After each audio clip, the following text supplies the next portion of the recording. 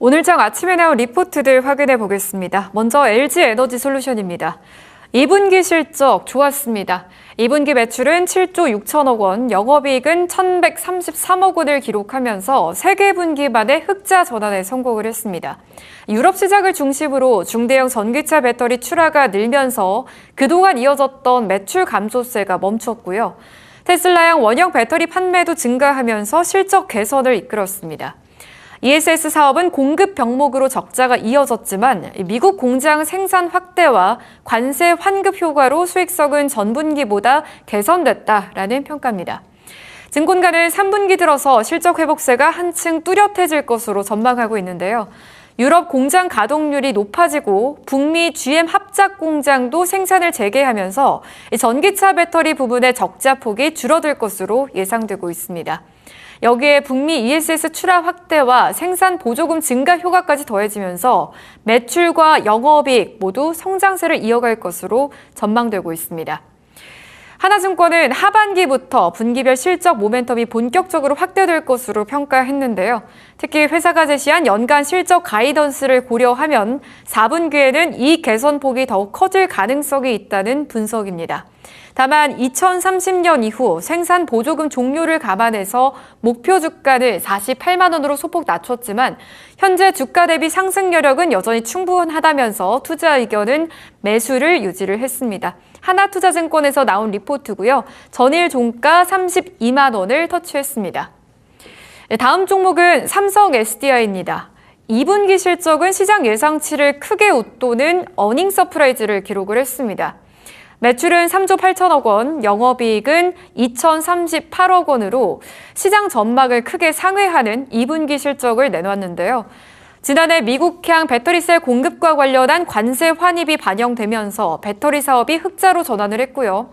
전자재료 부문도 폴더블 스마트폰용 필름 판매 증가에 힘입어서 수익성이 큰 폭으로 개선이 된 겁니다. 3분기에도 실적 개선 흐름은 이어질 것으로 전망이 됐는데요. 소형 전지 부문은 AI 데이터 센터에 사용되는 이 배터리 백업 장치와 전동 공구용 배터리 판매가 늘면서 공장 가동률이 높아지고 흑자 전환이 예상된다라는 분석인데요. 중대형 전지 부문은 일부 전기차 고객사 물량 감소로 EV용 배터리 수익성이 다소 둔화될 수 있지만 북미 에너지 저장 장치 출하 확대와 생산 보조금 증가, 수익성이 높은 UPS용 ESS 판매 확대에 힘입어서 전체적으로는 흑자 기조를 유지할 것으로 예상되고 있습니다. 증권가에서는 목표 주가를 55만 원으로 제시를 했고요. 투자 의견은 바이를 제시를 했습니다. 하반기 북미 ESS 시장에서의 신규 수주 가능성과 생산 능력 확대 기대가 여전한 데다가 이 삼성 디스플레이 지분 매각 가능성도 남아 있어서 중장기적인 실적과 주가 흐름은 긍정적일 것으로 평가를 했습니다. 전일 종가 36만 4천 원을 기록을 했고요. 목표 주가는 그대로 유지를 했습니다. 55만 원, 삼성증권에서 목표 주가 55만 원을 제시를 했습니다. 다음으로는 대한전선 살펴보겠습니다. 대한전선도 2분기 실적이 좋았는데요. 시장 기대치를 웃도는 호실적을 기록을 했습니다. 매출은 1조 2천억 원, 영업이익은 608억 원으로 전년 동기 대비해서 큰 폭으로 성장을 했는데요. 구리 가격과 원달러 환율 등 우호적인 대외 환경이 이어진 데다 수익성이 높은 국내와 아시아 프로젝트 매출이 반영이 되면서 실적 개선을 이끈 겁니다. 다만 중동 지역의 지정학적 리스크로 일부 발주가 지연됐고요. 북미 프로젝트 종료 영향으로 초고압 케이블 부분의 수익성은 전분기 대비 다소 둔화된 것으로 파악되고 있습니다. 수주 흐름은 여전히 견조한데요. 대한전선은 동해안에서 동서울을 연결하는 500kV 초고압 직류 송전 사업 등을 포함해서 2분기에만 약 7천억 원 규모의 신규 수주를 확보한 상태고요. 수주 잔고는 4조 1천억 원까지 확대됐습니다. 글로벌 전력망 투자 확대와 노후 전력 인프라 교체 수요가 이어지면서 초고압 그리고 중저압 케이블 사업의 성장 기반도 강화되고 있다라는 평가가 나오고 있는데요. 중장기 성장 동력도 확보하고 있습니다. 대한전선은 당진 해저 케이블 공장 증설과 해외 생산 법인 확대를 진행하고 있고요. 국내 해상풍력 시장 확대에 대응하기 위해서 대형 해저 케이블 포설선도 추가로 확보했습니다. 향후 서해안 에너지 고속도로 등 대규모 전력 인프라 사업 확대에 따른 수혜도 기대되고 있는 상황인데요. NH투자증권에서는 대한전선에 대한 리포트가 나왔는데 투자 의견 매수를 유지를 했습니다. 목표 주가는 금리 상승에 따른 자기 자본 비용 증가를 반영해서 기존 6만 1,000원에서 4만 8,000원으로 낮췄고요.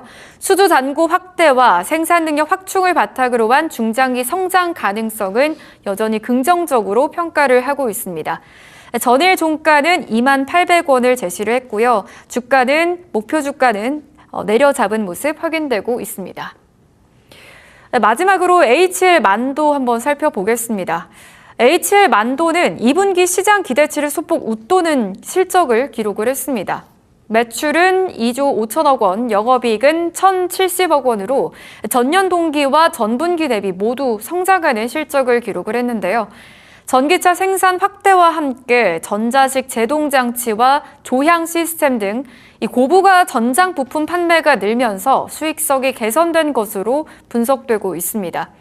지역별로는 중국 시장이 실적 성장을 이끌었는데요. 중국에서는 현지 전기차와 신에너지차 생산이 늘어나면서 매출이 두 자릿수로 증가를 했고요. 유럽과 인도 지역에서도 성장세를 이어갔습니다. 반면 현대차그룹의 생산 조정 영향으로 북미와 국내 매출은 다소 감소한 흐름을 나타냈는데요. 하지만 하반기에는 현대차그룹의 생산 정상화와 미국 내 하이브리드 차량 생산 확대에 따라 실적 개선 흐름이 이어질 것으로 전망되고 있습니다. 특히 중국 시장에서의 성장 기대감이 커지고 있다라는 점도 긍정적인데요. HL만도는 중국 전기차 업체와 IT 기업으로부터 전장 부품 수주를 확대하고 있고요. 자율주행 기반 서비스죠. 로보택시 관련 부품 공급도 늘리고 있는 상황입니다.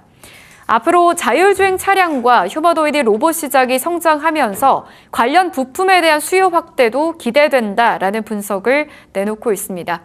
LS증권에서 HL만도에 대한 리포트 내놨는데요. 투자 의견은 매수를 유지를 했습니다. 목표 주가는 자동차 부품 업종 전반의 밸류에이션 조정을 반영해서 5만 9천 원으로 하향 조정한 상태고요. 전장 부품 경쟁력과 중국 시장 성장, 미래 모빌리티 분야에서의 신규 수주 확대 가능성을 감안한다면 중장기 성장 가능성은 여전히 긍정적이다라고 평가를 했습니다. 전일 종가는 39,750원을 기록을 했네요. 네, 이렇게 네 종목 리포트 살펴봤습니다.